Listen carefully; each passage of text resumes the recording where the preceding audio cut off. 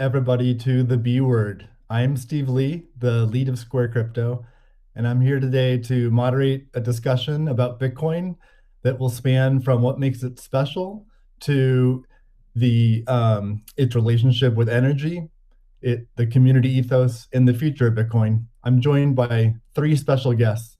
The first is Cathie Wood, founder, CEO, and CIO of ARK Invest. Next is Elon Musk, techno king of Tesla and chief engineer of SpaceX.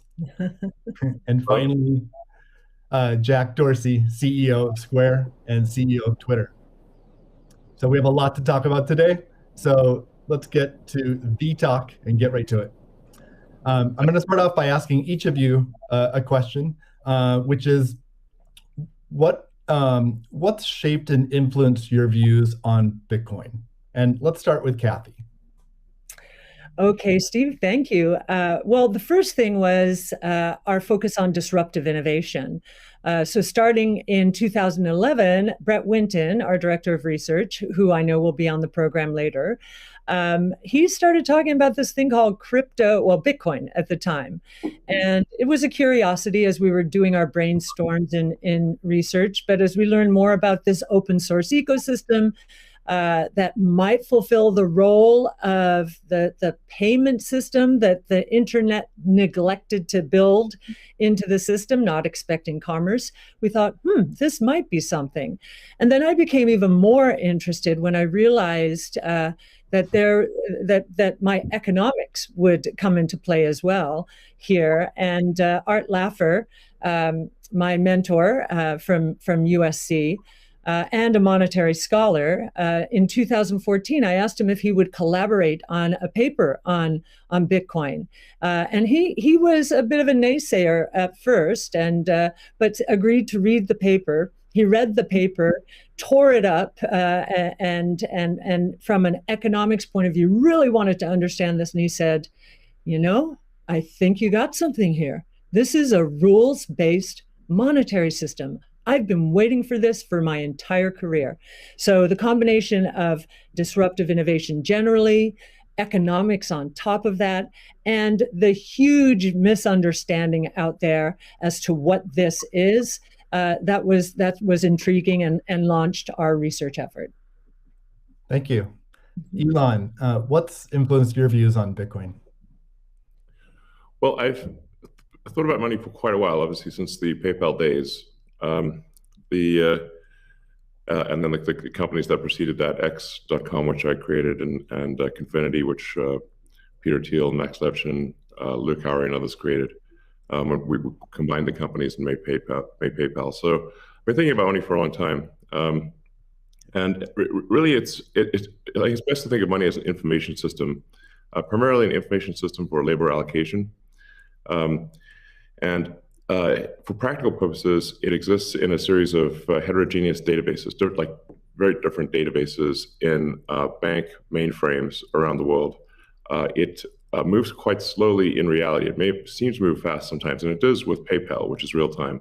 But the vast majority of the systems out there are batch processing. So the actual reconciliation may take 1 to 5 business days, sometimes longer. And you have the ACH system, which is ancient and still in operation, which allows transfers effectively like a check would be an ACH transfer, but it's not secure. And you've got the credit card systems, which are also not secure. It'd be like handing your username and password to a stranger in a restaurant if you buy a meal. So there's definitely an opportunity for something that is better from an information theory standpoint. So and there you can think of it like data on a network, I think, is the way to view it. What has the most throughput? What has the least error? What drops the fewest packets? Fraud, for example, being a source of error.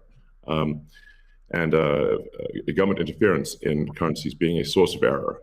But it's fundamentally an information system. So I think it makes sense to support something that improves the quality of information with which we conduct the economy. And Bitcoin is a candidate for that. It does, I think, some things Well, and it's obviously it's evolving, and there are additional things like Lightning being done on top of Bitcoin. But Bitcoin per se is mostly solving for scarcity, or rather solving for essentially having no throat to choke, decentralized. So there's no one who can be coerced in any way to empty their Bitcoin account. Well, I guess they could technically, but on an individual basis, but the system as a whole cannot. And it has an open ledger, which is also quite good. But transaction volume is low. Transaction cost is high, and usability for the average person is not yet very good. But it has a lot of potential. And I should say that, like, I'm not, and I apologize for taking a long time, but there certainly is a lot to say. In general, I'm a supporter of Bitcoin and the idea of cryptocurrency in general. But as I've said publicly, we do need to watch out for crypto taking, especially Bitcoin, using proof of work to maybe use energy that's maybe a bit too much and not necessarily good for the environment. So, but on balance, I support Bitcoin, and I'm not an investor. The only publicly traded stock I own is Tesla, and the only significant thing I own outside of Tesla is my SpaceX stock that helped create both companies. So, but apart from that, I do own Bitcoin, and Tesla owns Bitcoin, SpaceX owns Bitcoin, and I do personally own a bit of Ethereum and Dogecoin, of course. So. Okay, great, thank you. And we'll get into some of those issues in more depth as well. Jack, how about you? What shaped your views of Bitcoin? The network and the community. It's deeply principled. It's weird as hell. It's always evolving, and it just reminded me of the internet when I was a kid. And I encountered alt cypherpunks when I was fairly young, and this was a topic of discussion for years. I didn't touch it until 2008 when we started Square. Elon and teams at X and PayPal inspired a lot of what we were trying to do, trying to bring in more to a physical world. But we encountered this crazy predatory system that was slow, that was obtuse. And I think, one of the things that we tried to do, which X and PayPal also tried to do, is build an abstraction layer around this complication and around this predatory nature that the financial industry can tend to be, and make it work for people. But when I saw Bitcoin in 2009, you see a chance to replace the whole foundation. And everything that Elon was talking about in terms of ACH and the credit card networks were built with very different agendas in a very different time frame. And it's crazy that they still exist, and they have scaled, but they just are not relevant to today, and they're certainly not relevant to the future, especially when you consider the entire world and countries like Nigeria or Ghana or India, and its interconnection with countries like the United States and Canada and all over Europe. So what really drove my thinking and drives my passion around it is, like, if the internet gets a chance to get a native currency, what will that be? And to me, it's Bitcoin because of those principles, because of that creation story, because of its resilience, because of the number of tests it's been. But what inspires me the most is just the community driving it. It just reminds me of the early internet. It's the only reason that I have a career, because I learned so much from people like who are building Bitcoin today, and I continue to learn in that sense, and I'm so grateful for it. So that's a good segue into the next question I'd like to ask you, Jack. Is you said before that Bitcoin changes everything. Can you speak more to that? Well, I just think that a lot of what we experience in life, when you really get down to the foundation, a lot of our monetary policies, a lot of our monetary systems cause so much distraction and so much cost. And when you get to a system where you have the potential for people to truly own it, they can verify it themselves. You don't have to have trust going in. You don't have to trust it at all. You can verify it through source code or whatever your appetite is, and that any particular person can help drive the future of it. And at the same time, it's not controlled by any state. It's not controlled by any bank. It's not controlled by any corporation. And these three parties of people who participate in the network, people who mine, and also the developers, constantly debating the correct roadmap and the way forward, is a beautiful thing. And I don't know of many other consensus-based models that have existed at that scale for this long with this amount of success. And we're still fairly early. So when, I met a woman in Ethiopia 2 years ago, and she was trying to create the lift for Ethiopia. Elon, I think I reached out to you at that time as well because she really wanted some Teslas. She still has to take paper fiat cash from her passengers and pay all of her drivers in the same way because there's no monetary system that she can utilize. There's nothing digital. And Africa as a continent is hugely interconnected from a monetary standpoint, but also hugely taxed in that same way. So a lot of the potential that I see, the internet having a native currency helps her build her business in a much faster way. And also, if you consider something like Bitcoin existing before YouTube, before Twitter, before Facebook, a lot of the business models that we have today would not be the same. We would certainly not have the dependency we have upon the advertising business model if Bitcoin existed pre-Twitter. And I think the amount of business models that it enables, the amount of innovation it enables going forward, especially when you can consider the whole internet instead of going country by country by country by country, which you have to whenever you're dealing with finance, it really just opens the aperture. And that is what I want to see in my lifetime is a currency that is standard and sound for the internet that everyone can use. Great. A hallmark of Bitcoin is its fixed supply of 21 million coins. Elon referenced that earlier. It may be the first system that humans have created that humans cannot later change. Kathy, I'm curious, with your background in monetary history and macroeconomics, what are your thoughts on that type of system? Oh, well, I'll recount the story about Art Laffer and our going through the paper. And he said, as I said, first rules-based monetary system, global, ever. This is a very big idea. Once we had convinced him of the ecosystem itself. Now, this is the role that it's playing, given that the rule is a quantity rule, that 21 million units, is really a store of value role. So there are three roles of money. Store of value, very important. The means of exchange, so for transactions, and the unit of account. Every good priced in terms of whatever the unit is. So store of value is its primary use right now. The others exist. Unit of account, reserve currency of the crypto asset ecosystem.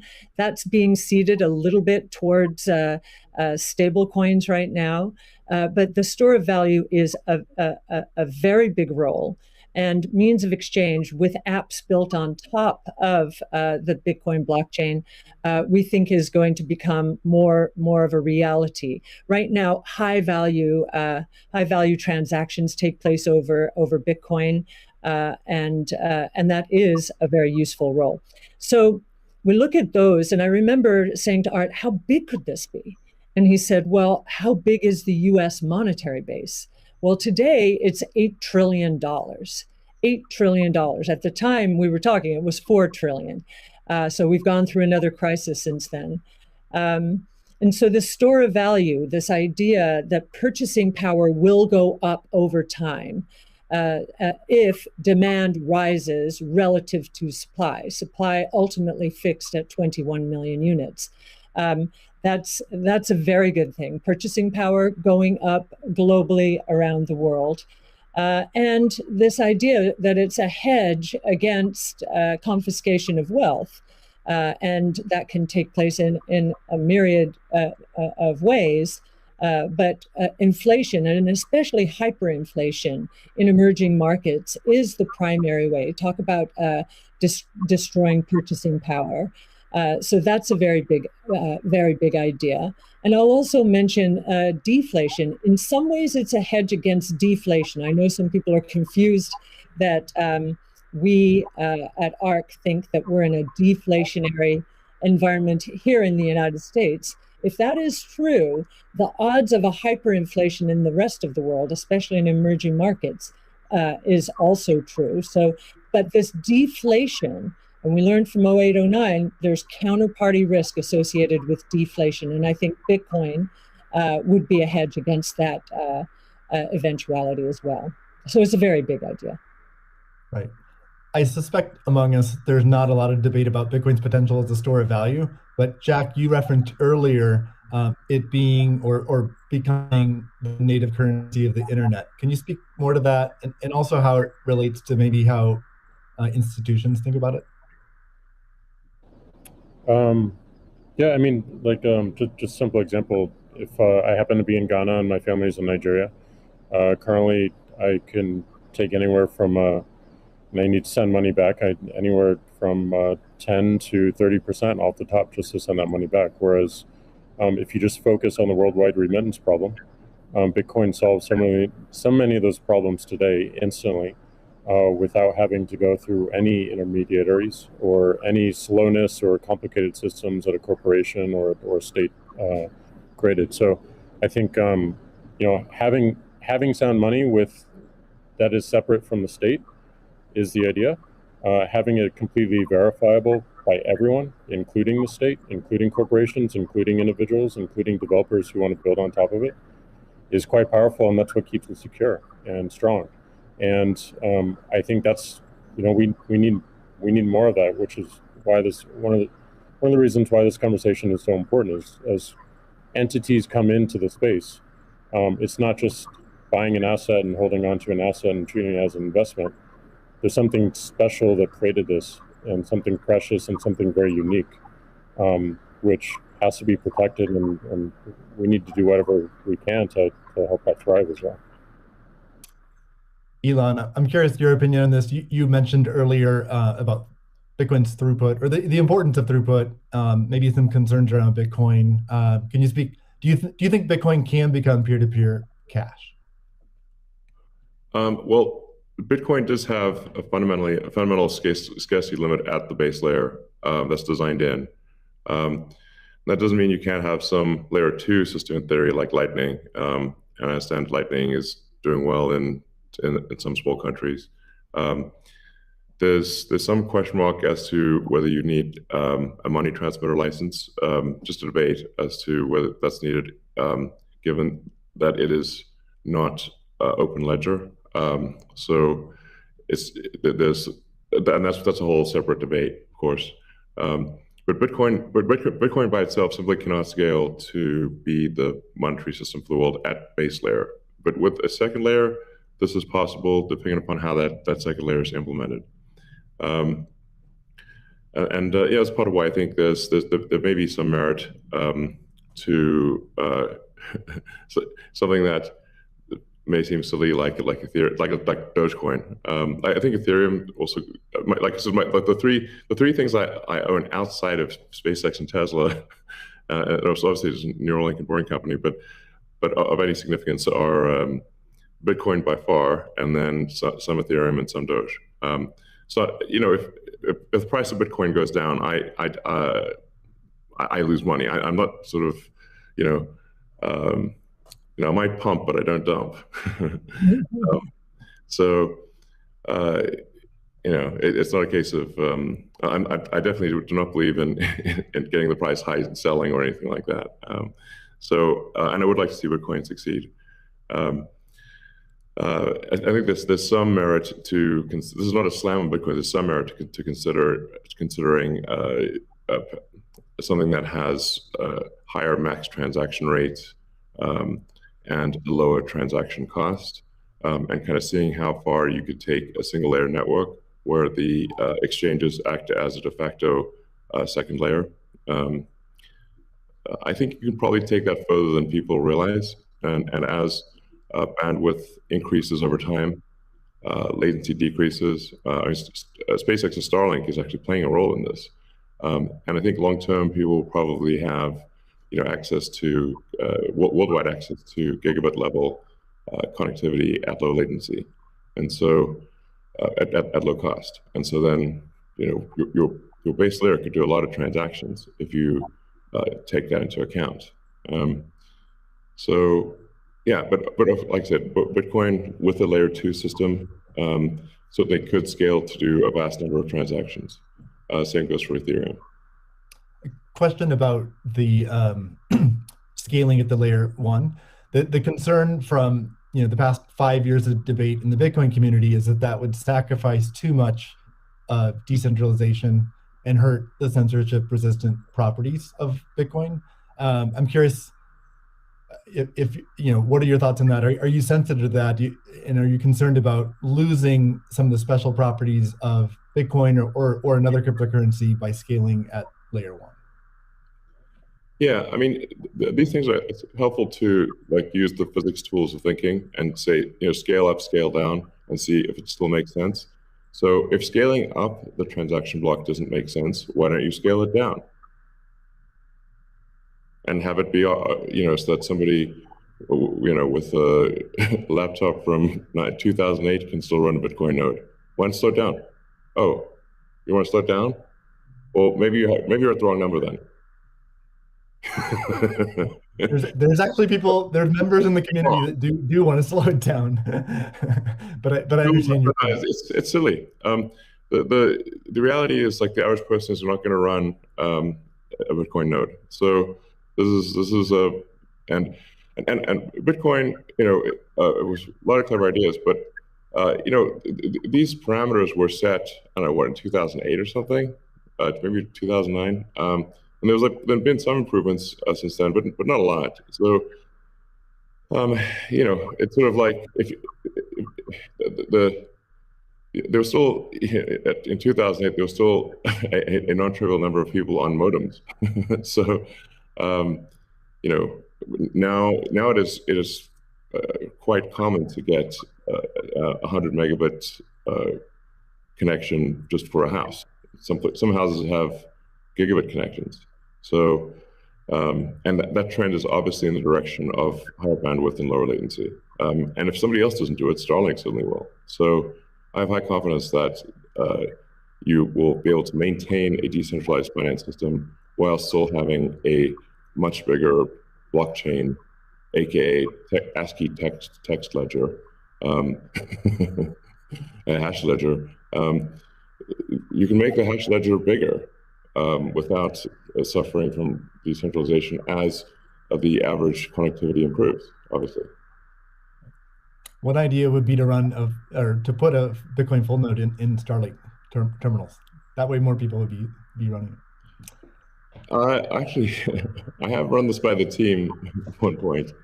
I had this idea, which is kind of off the wall, but let's say you need a little space heater, and normally your space heater would just be pure entropy. Well, what if that space heater was also a Bitcoin, Ethereum, Doge mining node? Pick your currency, and so then you'd be heated up, and you would also mine your crypto and have connectivity in one.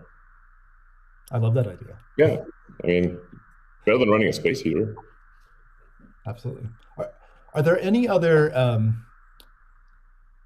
so you're drawn to Dogecoin a little bit. Are there any other gaps in Bitcoin that you see that cause you to be drawn towards Dogecoin?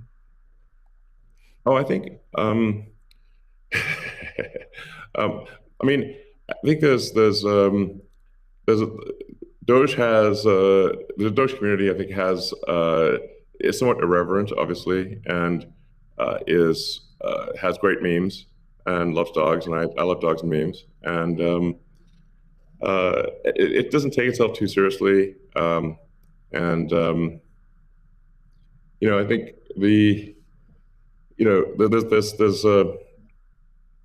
there's Occam's razor, which is the simplest answer is the most likely.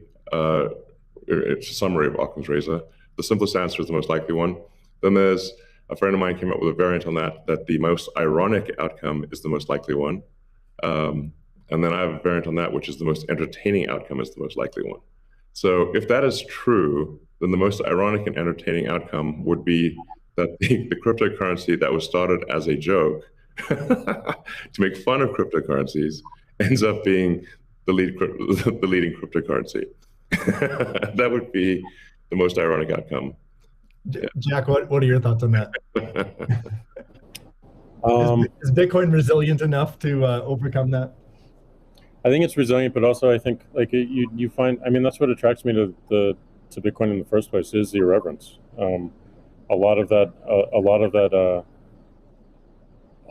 that just brings it forward, and at first go it makes it a little bit inaccessible, but as people get into it, it makes it more accessible and more spreadable. And I absolutely think the resilience is there. I think it's important to have fun as well.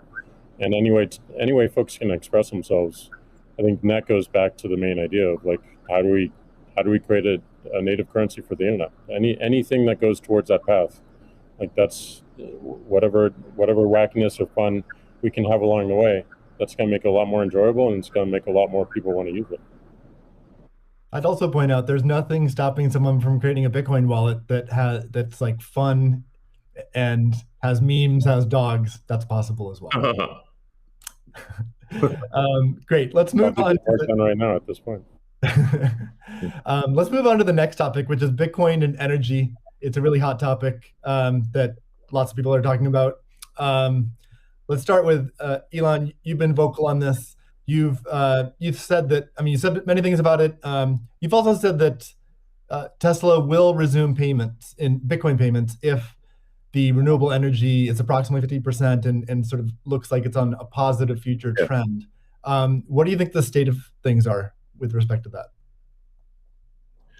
Yeah, so I do think that there appears to be a positive trend in the energy usage of Bitcoin. Actually, part of this is due to the drop in Bitcoin price. What I observed, or what I thought I was seeing, there may be some disagreements on this, but from when Tesla announced that it had acquired Bitcoin and was doing Bitcoin transactions, there was a massive run-up in the Bitcoin price, and also a massive increase in the amount of energy used to mine Bitcoin. And I think I understand renewable energy quite a bit. I mean, Tesla does solar and interacts with a lot of wind generation through our mega pack, because basically need to store energy from wind and from solar. So we're pretty plugged into the renewable energy industry. And there was just no way that you could basically double or triple the amount of energy in such a short period of time with renewables. You could shovel coal that fast. And so I was like, look, this is too sketchy. Tesla's mission is accelerating the advent of sustainable energy. We can't be the company that does that and also not do appropriate diligence on the energy usage of Bitcoin. So all I did was I said, look, we're going to suspend Bitcoin transactions for now. We're not selling any Bitcoin, nor am I selling anything personally, or nor is SpaceX selling any Bitcoin. Again, I want to emphasize SpaceX, Tesla, and I own Bitcoin. I also own a little bit of Ethereum and Doge, but the companies just own Bitcoin, and the Bitcoin that I own is worth much more than the Ethereum or Doge. So clearly, if I'm if these actions negatively affect me financially, if I was purely financially motivated, then I would not express this reticence about Bitcoin energy usage. Now, it looks like Bitcoin is shifting a lot more towards renewables, and a bunch of the heavy-duty coal plants that were being used, unequivocally being used, this is not a question mark, have been shut down, especially in China. So I think it's probably, I want to do a little bit more diligence to confirm could confirm that the percentage of renewable energy usage is most likely sort of at or above 50%, and that there is a trend towards increasing that number, and if so, then Tesla will resume accepting Bitcoin. So I think we want to just do a little bit more diligence, and I think, but most likely the answer is that Tesla would resume accepting Bitcoin, most likely. That's Steve, great to hear. I would Steve, agree with that. Kathy? Yeah, may I ask a question? Elon, I'm not quite sure if you saw the paper that Square and ARC did together on making Bitcoin mining a part of a utility, a broad-based utility ecosystem, whereby, the overage from sunshine or wind powers the Bitcoin mining machine, thereby enabling the proliferation of renewables to a much faster extent or at a faster rate than otherwise would be the case. What do you think of that? Well, the problem is that in order to operate so-called mining or hashing rigs, in order to operate a bunch of hashing rigs, effectively, you have to run them 24/7, which means you need base load. You can do that with solar and wind plus battery, but if you only did it based on solar or wind overage, your hashing rig utilization would be much less. So you'd be at a disadvantage. Sure, hydro or geothermal are great as renewable means. I'm also pro nuclear. I think modern nuclear power plants are safe, contrary to what people may think. I really think it's possible to make very, very extremely safe nuclear. I'm talking about fission. You don't need fusion. And then, of course, fusion. You just got that big fusion reactor in the sky called the sun. It comes up every day. But I think a combination of solar and wind plus stationary storage will get you that base load, so you can run hashing 24/7. Okay, Jack, I'm curious. You've stated that Bitcoin incentivizes renewable energy. That's what we're talking about now. Do you have any additional thoughts on that? Yeah, I mean, everything that Elon said and Kathy mentioned, but it's also incentivizing a lot of innovation in just energy space and just like looking at unused energy. There's a company called Great American Mining that caps the methane flares on oil fields to power their rigs. And you just imagine, and you mentioned nuclear, Elon, as well, and just imagine all the unused energy that is just being wasted every single day. And being able to get that energy and converting it into a secure, sound money system for the planet feels like a worthy trade-off. And that's the sort of incentive that I think is most powerful, is like, how do we reuse what is being currently just dumped on the ground and wasted and not considered, and how do we do that at scale? And I think that's a bigger conversation that I think is missing. But I agree with everything that Elon has said, and also the paper we put forth.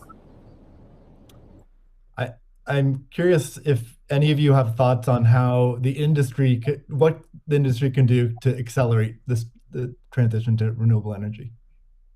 And like Elon specifically, could Tesla Energy or Starlink play a role?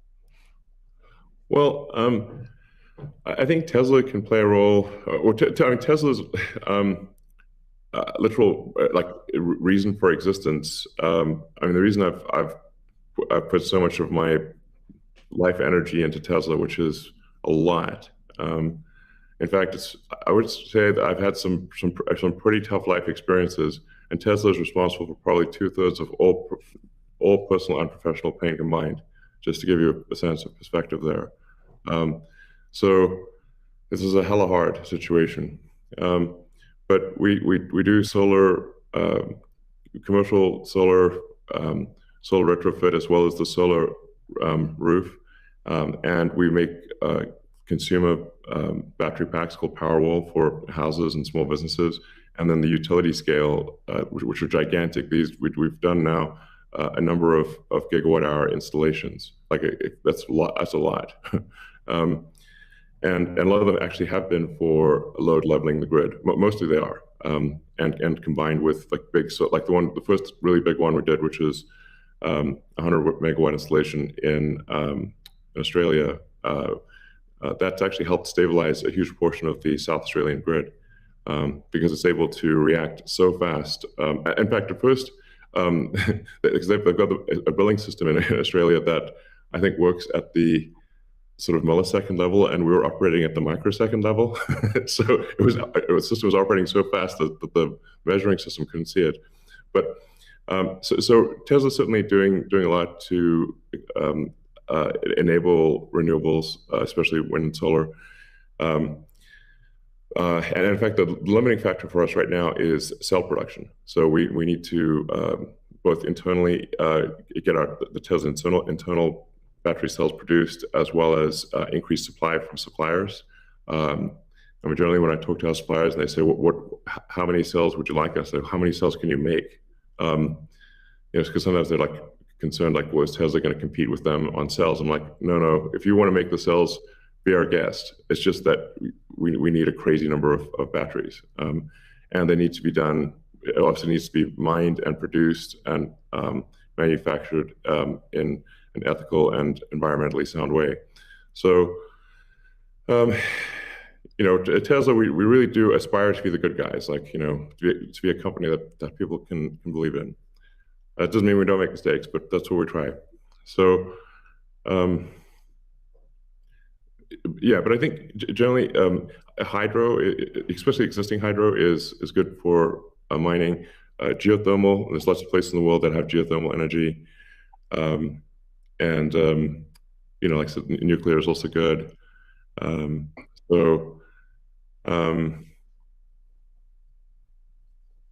think just I'm like as I said earlier, the expectation is not that the energy production must be pure as the driven snow, but it must it can't be using it also cannot be using the world's dirtiest coal, which it was for a moment there. That's just difficult for Tesla to support in that situation. So I think, but I do think long-term renewable energy will actually be the cheapest form of energy. It just doesn't happen overnight. But as long as there is a conscious and determined and real effort by the mining community to move towards renewables, then obviously Tesla can support that. That's great. Kathy, we've been talking a lot about energy, but many institutions are facing questions around Bitcoin's relationship with ESG. Can you maybe speak a little bit more to what is S and G in ESG and how Bitcoin might support those? Sure. So E, of course, is environmental, S is social, and G is governance. And there is a massive movement afoot in the institutional world, especially, to embrace ESG and make sure that their asset managers are doing the same. So if we've just talked about environmental, and I really do believe that Bitcoin will be much more environmentally friendly, certainly than traditional gold mining or the traditional financial services sector. In many ways, it already is, and it's just going to get better that way. In terms of social, I know that many institutions, when they are thinking of social, they think of diversity and equity, pay equity, and all of that. But from our point of view, the disruptive innovation point of view, social is much more than that. It is saving lives, of course, autonomous technology, that would be another topic for Elon. But in this case, allowing access to payment technology, as Jack is saying, everywhere around the world without friction. And just back to the remittance example, I think if I've got these stats correctly, there are certain countries in the world that are incredibly dependent on remittances for GDP. Tonga, 37%, El Salvador, which just deemed Bitcoin legal currencies, 24%, Nepal, 24%. And I think the remittance industry globally, roughly 700 billion. So saving people these egregious fees, think about it, you're paying anywhere from 8% to, as Jack said, 30% of your $100 that you're sending back to your family. That is social responsibility, I would submit, as is just the economic empowerment that Bitcoin will enable. We've talked about that already. And I know that Alex Gladstein is going to be talking later about, the 4.3 billion people in the world who are hostage to authoritarian regimes, or the 1.3 billion who are living in double-digit and triple-digit inflation, if not more. Saving them from the destruction of their purchasing power certainly is a noble social goal. So we expand social to be much more than the traditional ESG community. And then on governance, you've got the transparency of the ecosystem. It's completely transparent, unlike the opaqueness of financial systems and the toll takers in the traditional financial world. And I think a huge part of governance in the Bitcoin ecosystem are the Bitcoin core developers.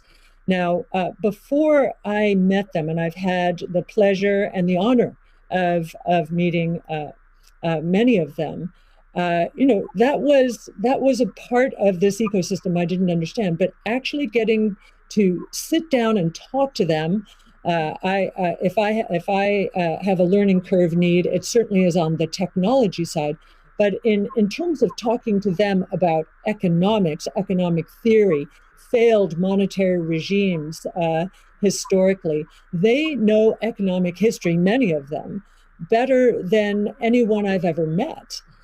So that gives me a great degree of confidence that they do believe they are on a noble mission. They could be paid a lot more than they're being paid right now if they worked at Google or Facebook or some of these other areas, but they've chosen, this sense of purpose for a noble goal, and they have incredibly strong technology backgrounds, as well as a good understanding of economic history, especially monetary history, and it gives me a great deal of comfort as I think about the governance of the ecosystem. Much more so than I think we would find in other financial ecosystems.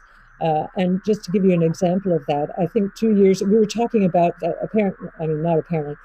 there's a big debate about reorganizations, I know in the Ethereum network right now. Well, we saw the core Bitcoin developers and others at work back in 2019 when Binance tried to reorganize in order to reclaim 7,000 Bitcoin that were hacked. And they just wouldn't allow it. So we've already had some very good tests of the Bitcoin ecosystem, including developers. So that would be my answer.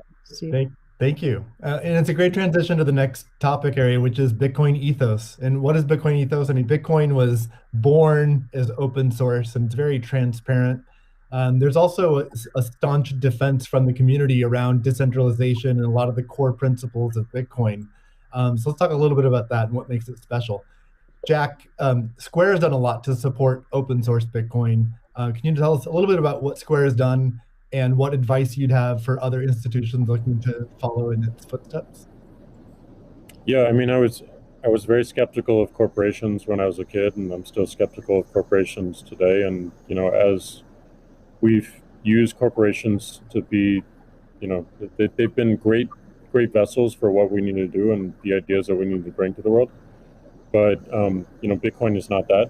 And when we were considering Bitcoin and how Square intersected, I was really concerned with how we don't disrupt the community in a negative way, how we promote what is amazing about it, and how we help it grow in that way, in the way that it wants to. So we created your team, Steve, which is Square Crypto, which is hiring open source developers to work on whatever they want and whatever they think is most important to help Bitcoin.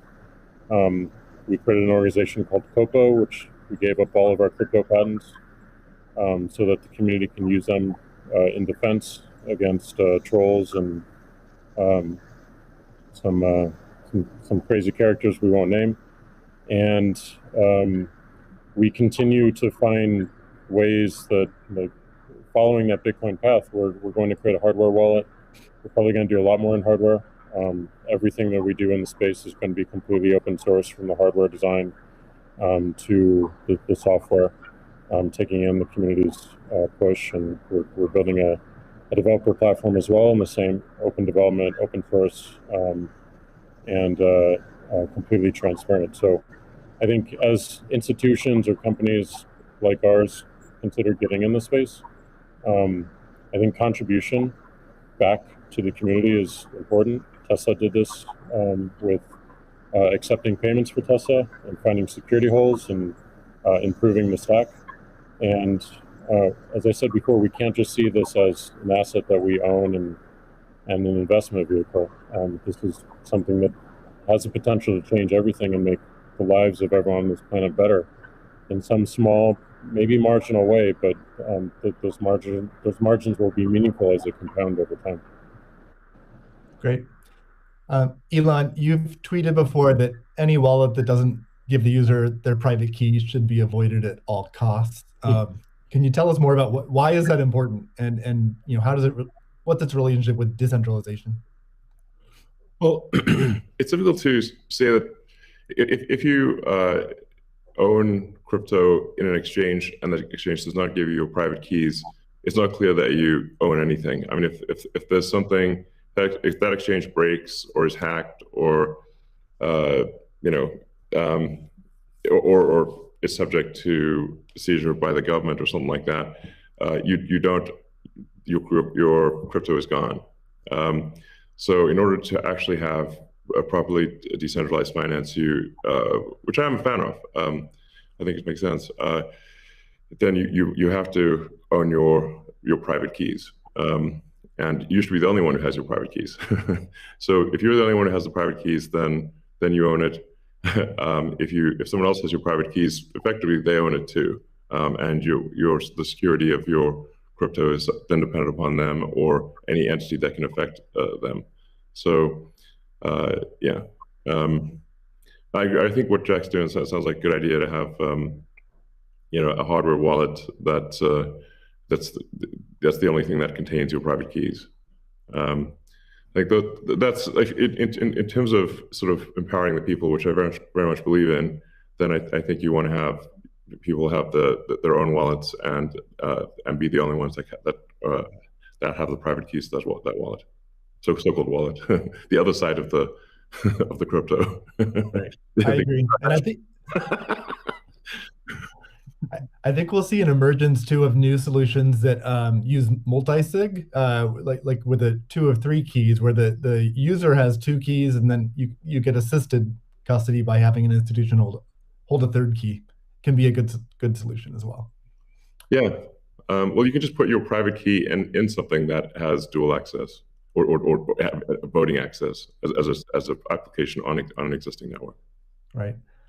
So the Bitcoin community is known for staunchly defending Bitcoin's principles. Sometimes it can be rude and aggressive, but I think what it stems from is just a desire to not have wealthy or powerful people or institutions negatively impacting Bitcoin or sort of changing the rules in favor of them.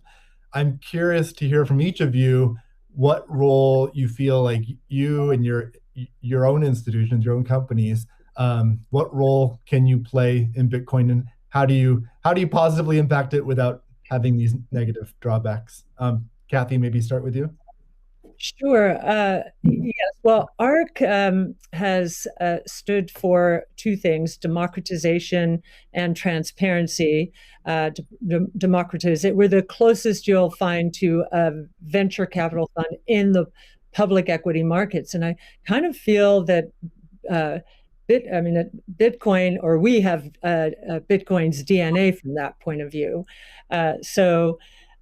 One of the things in terms of democratization is education. We have one of our missions, values, is to educate, and I do believe that that some of Yacine El-Mandra's white papers. Yacine's our lead crypto analyst, who's worked very closely with you, Steve, on this conference, are helping the cause. We've done, and not only for retail investors, we found that we had to do a bit more when it came to institutional investors, just because of the way that they invest and the way they like to receive information. So just like in our investments, we've been the retail community has been more attracted to us first, and now the institutional community is coming along. So I do think our transparency of research, especially in the social world, social media, pushing our research out for free to anyone, is part of our way of helping the community. And I do think encouraging, and this is something that Jack just said, I would encourage the support of the Bitcoin core developer community. As I said before, it's amazing to me, having gotten to know some of them, how strong their sense of purpose is here. And so we'd like to be helpful in making that happen as well. That's great. Jack, how about you? How do you view your own personal role and the companies you run? I think my own personal role through the companies I run is to really push for more decentralization, like at everything that we intend to do with the wallet, being non-custodial, building a developer platform, focusing on non-custodial solutions. On the Square side is important, being completely open development and open source, but I also think it's important on the Twitter side as well. My biggest focus right now is on a decentralized social media protocol. We're calling it Blue Sky. It's super early, but we've learned a lot from what makes Bitcoin Bitcoin and why that's important. I've learned a lot in that sense as well. And I think, just continuing to push on that thread and show it with our actions every single day in support of this community that's taught me so much and I think will benefit so many people. That's what I'm focused on. What about letting Twitter advertisers pay in crypto? Yeah, I think enabling anyone. As you know, Elon, if we had Bitcoin or a native currency for the internet before Twitter started, it just creates so many different business models that we wouldn't have to be so dependent upon advertising generally. And sure. I do believe that that we have them, any form of payment that they want to use, we should be able to take. So okay. Absolutely, but I'm more focused on how do we create economic incentives in the network itself without having to rely on advertising. Yeah, it's just that the money has to come off of the crypto so-called coins, the hash strings, have to come off and get translated into real products and services. So the more sort of off-ramps there are to real products and services, even at the institutional level, although I mean there are certainly many small advertisers on Twitter. It seems like accepting Bitcoin, maybe some other cryptos for advertising payments on Twitter would be supportive of Bitcoin.